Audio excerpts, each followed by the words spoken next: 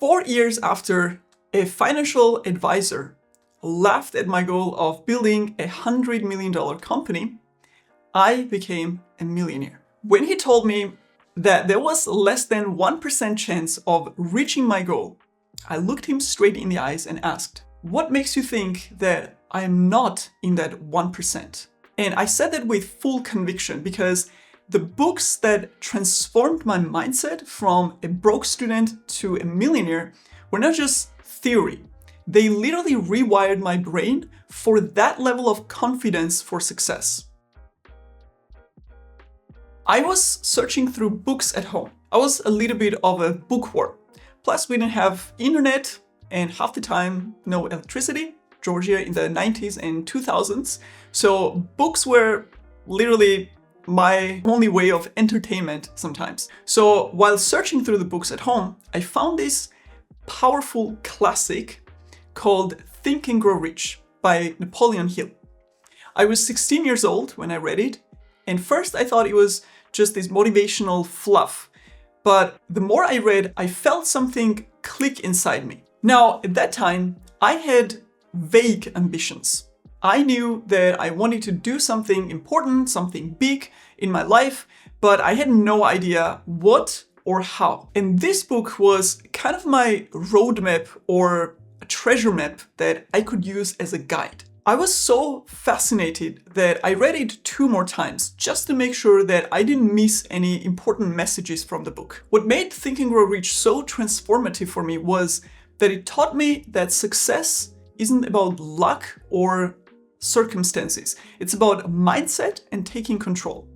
The concept of definite major purpose was a total eye-opener for me. The idea that you must know exactly what you want and have a burning desire for it. I remember literally underlying passages about the mastermind principle and persistent action. It was the first time I realized that my thoughts shaped my reality. The book's emphasis on what's called autosuggestion, which is basically constantly programming your subconscious mind, it felt like discovering a superpower. Like I can fully control whether I achieve my goals or not because I have this powerful tool called subconscious mind available to me. I was so mind blown by this concept and actually believed in it. So I started writing down my goals every morning and night, just like the book suggested. What felt the most revolutionary was understanding that money is simply a byproduct of value creation. And this changed everything for me because instead of chasing money directly, I began obsessing over how to solve interesting problems for others.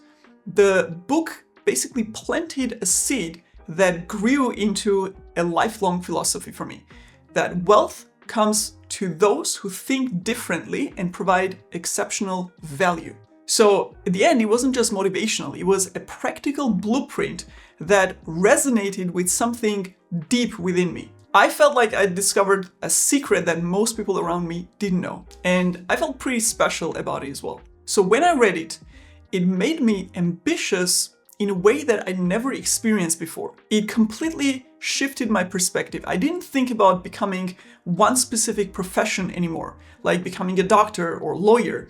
I thought more creatively about my goals and about increasing value in everything I did. And when I read that your thoughts create reality, I didn't know it was true because I had no evidence, but it was worth the try. So I started actively thinking about my goals and what I wanted to achieve, which means my fuzzy ambitions turned into very specific goals. And I started asking myself, how can I provide more value to others as a way to achieve my goals? And by the way, that's exactly why I started this channel, in order to give this type of roadmap to someone else who is starting out, but even with more depth. So if you like what you're hearing and if this resonates with you, you can subscribe in order not to miss any future videos, because I will be posting a lot of content like this. So I embarked on that journey. And fast forward 7 years, I moved to Austria with a one-way ticket and big dreams. I was a first-year student at a business college in Vienna. I still had that ambition and fire and those definite goals, but I had not made it yet. In fact, I was starting completely from scratch in a new country. I was completely broke and could barely sustain myself or pay for my studies, but I knew that I was in the right environment. Because by moving from Georgia to Austria, I knew that I drastically increased my options and opportunities for success. So one day, I was sitting at a lecture. I saw an email that said, free 2-day business workshop by some American guy. I immediately signed up.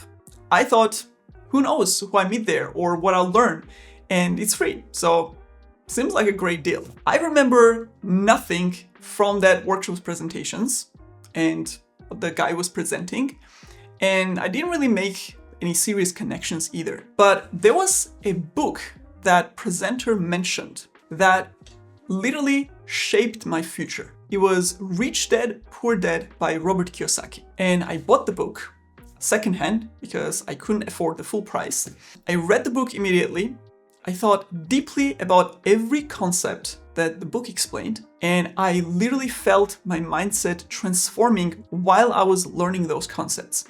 It changed my entire perspective on money and wealth. Honestly, I felt so lucky to have heard about that book because it was so transformational.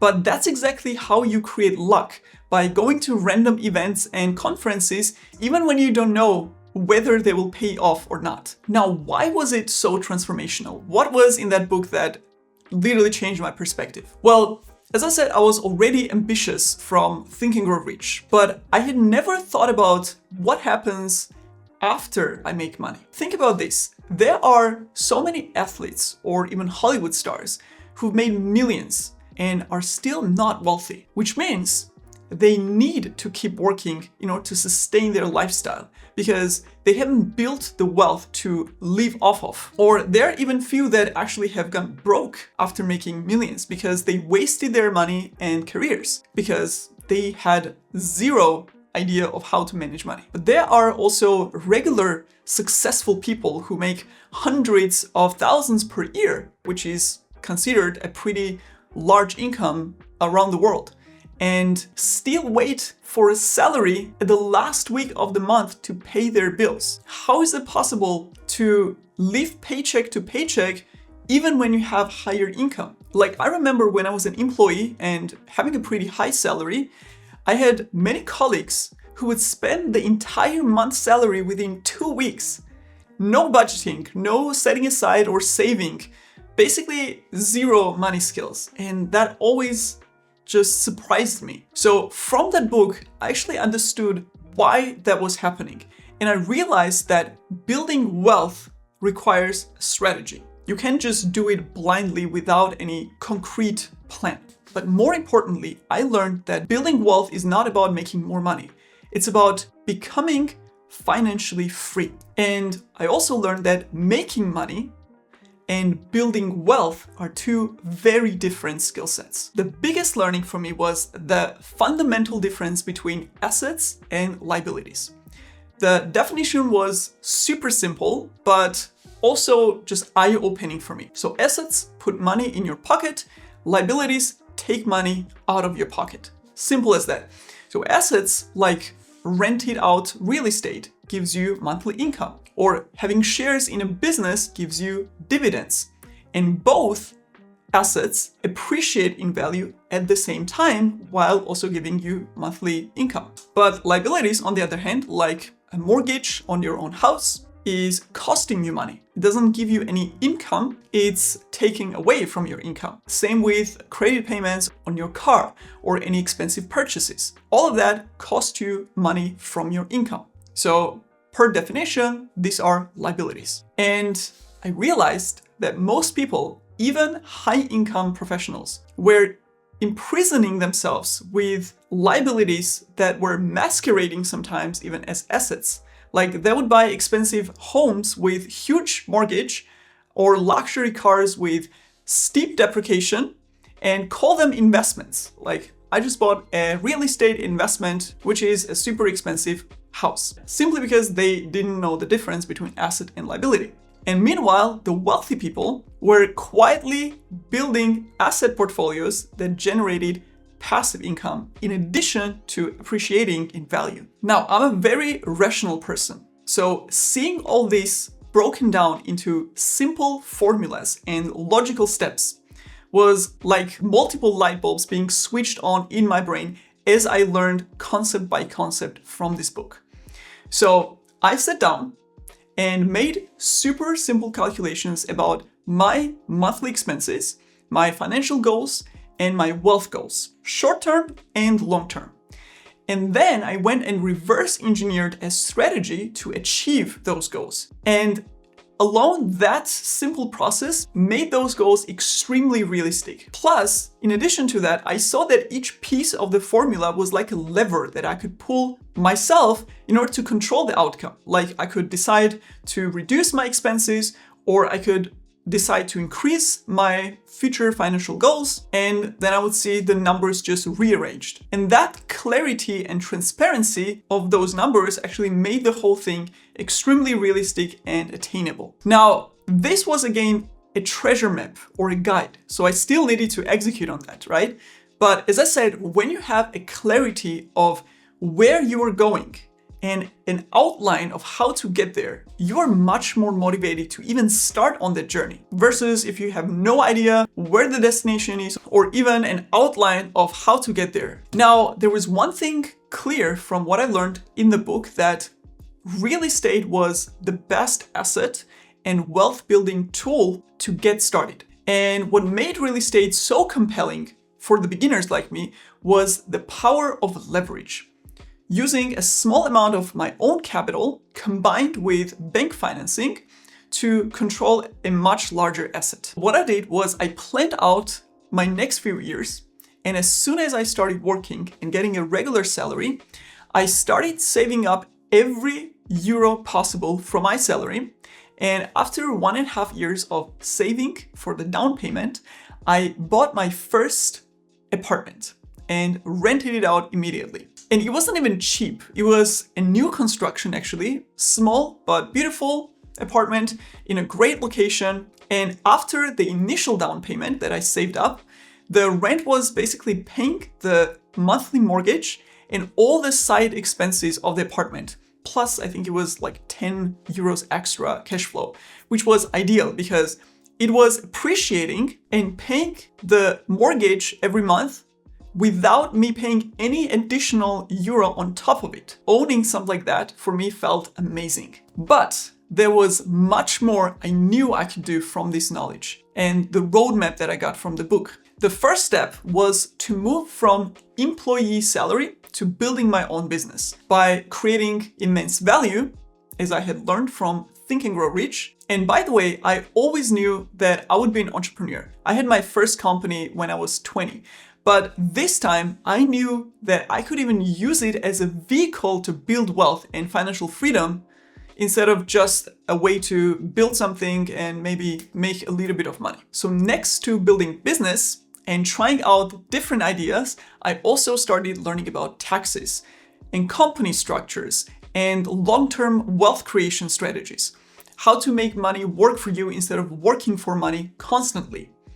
Fast forward now, we have a successful business that has generated tremendous value for the world and is still generating, but we also have a company for our real estate investments. Over the years, I've built a deep knowledge on how to buy a property, how to inspect it, how to finance it, how to refinance if needed, all the tax laws and regulations related to real estate. Plus, we also learned about portfolios and other types of investments like ETFs, for example, to kind of distribute the risk. And here's a very important thing about investment is that we keep it simple. We don't do any complicated deals or calculations or fancy stuff that some financial advisors or some agencies and companies come up with. We keep it really, really simple. Also important, we manage our investments fully ourselves.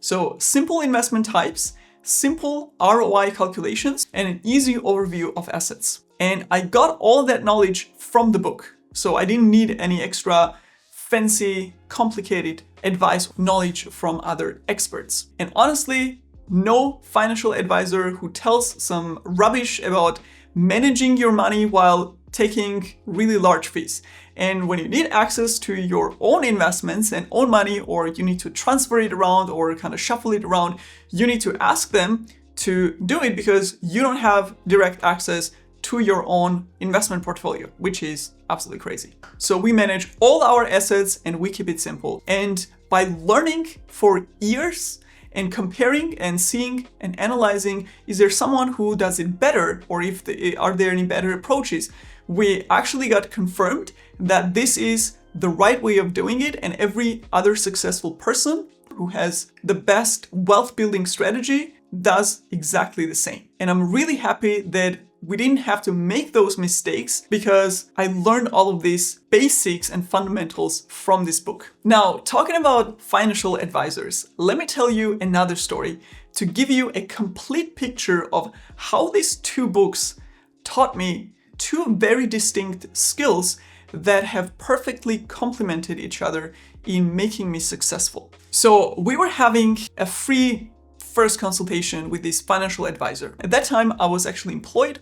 I was making around 2,500 euros a month for my engineering job, but I was learning and thinking about wealth building constantly and about real estate investment and so on. And he was a great guy, nothing against him. So he had organized a cash flow game, actually from the Rich Dad Poor Dad book, for potential clients. So after that game, we did a consulting session with him. So we are sitting there and having a planning strategy. And he asks me, what's the goal that we want to work towards financially? And I was actually a little bit shy to say a really large number that I actually had in mind. So I said 100 million. I want to build a company that is so valuable that it's worth that much, and then build it out even more. He laughed at me and he said, just to give you a context, there is roughly 6% chance for anyone in the world to become a millionaire. And as you can imagine, much less than 1% to make 100 million. So let's just be more realistic here. I remember looking at him directly and saying, well, what makes you think that I'm not in that 1%? And I believed it fully. I had zero doubt. My bank account didn't know it yet, my reality or anyone around me didn't know it yet, but I knew as a certain truth that that goal was realistic and attainable for me. And I still believe that. How? Because of constant brain work. You believe whatever is impressed on your brain, because your brain is like a sponge. You program it or you feed it information, and the more you convince it that something is true, the more it absorbs that and just goes with it. Now, in childhood, obviously, you can't control those impressions because they're kind of forced on you.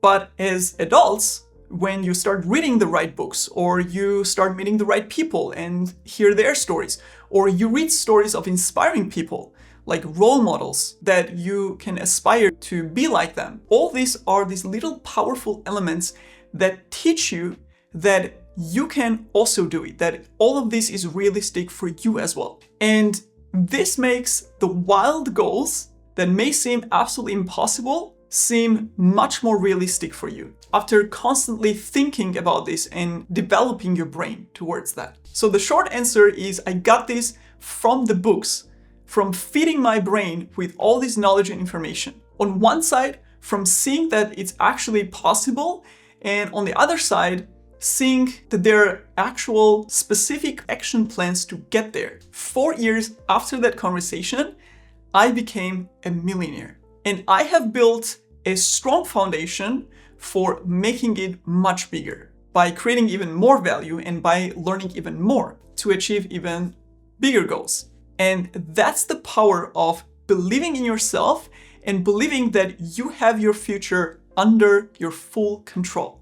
And that leads perfectly to the final book that again shifted my perspective in an unexpected way. I was going on this trip on a train, so I picked up this book called Elon Musk Biography by Ashlee Vance. And I started to read this on this 2-hour train ride. And I was absolutely mind blown. The biggest perspective shift from this book was that it showed me what's possible for one human during one lifetime, which is much more than what we imagine with our limited minds. For me, it was basically an example of one person, whether, we like his other more current actions or not, who basically did 3 major things at global scale in one single lifetime. Now, we had examples of super successful people like, Rockefeller and Carnegie, or current ones like Jeff Bezos, Bill Gates, but also athletes, like Michael Jordan being wildly successful, but mostly in one area, which is already large enough. But this was suddenly an example of someone who built multiple world-changing ventures simultaneously. This was going beyond that already ambitious achievement level. This story shows that what stops us isn't our physical limits, but what our minds believe is possible. There is a story that when Hillary and Norgay reached Everest summit as the first humans in 1953, they were not simply the first people to achieve that, but they were the people who had broken through a mental wall. Before them, people thought it could not be done. Many had tried, many died trying, but what happened is that after their success, thousands have climbed Mount Everest. The mountain didn't change. Our beliefs about what humans can achieve, that changed. And as a direct impact on me personally from this book, I was so inspired that I did this experiment. I looked at my next 2-month goals and I asked myself, how can I do this in a week? How can I use all the resources we have available, including our team, and how can I achieve this in a single week? Honestly, I felt anxious just thinking about it, because for my mind, it was absolutely crazy. But I also thought I'm gonna do it as a thought experiment, because if I actually managed to do it, it would teach my brain what I thought was already a lot for 2 months, I could actually do in only 7 days. And it could prove that my reality was just limited by my thoughts. Now, I couldn't do all of it. I couldn't complete all the tasks in 7 days, but guess what? I did 80%, which was almost 1.5 months of work in just 7 days. And it taught my brain that it was my personal mind limit that I'd been operating under. And long term, that single experiment actually adjusted the speed at which we do stuff at Tech for Winana. Our speed increased and our efficiency and productivity increased tremendously after that, because I realized how much room for improvement and optimization there still is that I just didn't see because of my limited beliefs. Which, tied to previous lessons, means that you not only build self-belief that you can be that 1% and achieve wealth and success, but you also believe that even things that seem impossible to the world can be done if you remove those mental blockages, which is exactly how you can create a true legacy. I hope this video gave you the same transformational impact that I had when reading those books. If it did, please let me know how it made you feel and how it resonated with you. I'll be more than happy to see that impact that you got from this video. Thanks for watching and see you in the next video.